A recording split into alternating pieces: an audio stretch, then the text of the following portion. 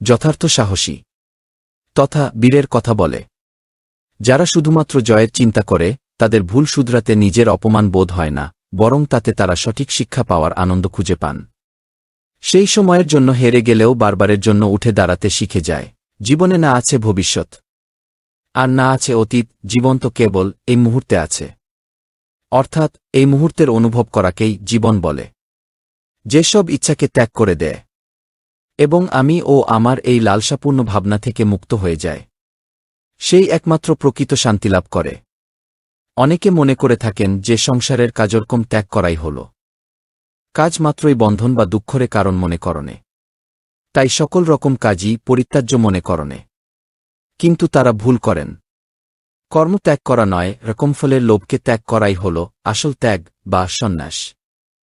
নরকের তিনটে দরজা হয়, কাম, ক্রোধ এবং লোভ। যখন কোনো ব্যক্তি তার লক্ষ্যকে প্রাপ্ত করে ফেলে তখন তার জীবনের সব দুঃখ ঘুচে যায় এবং জীবনে নতুন আনন্দ ও খুশি ভরে ওঠে। যার কাছে সুখ, দুঃখ, মান ও অপমান সবই সমান, সেই একমাত্র সিদ্ধ পুরুষ। দুর্বলই কেবল ভাগ্যের দোষারোপ করে আর বীর ভাগ্যকে অর্জন করে। যে কোনো ব্যক্তি যা চায় জীবনে সেটাই হতে পারে, যদি সে বিশ্বাসের সাথে সেই বিষয়ের উপর চিন্তা করে। কর্ম করে যাও, কিন্তু ফলের চিন্তা করো না। RD Cartoon Animation Studio, please subscribe to my channel.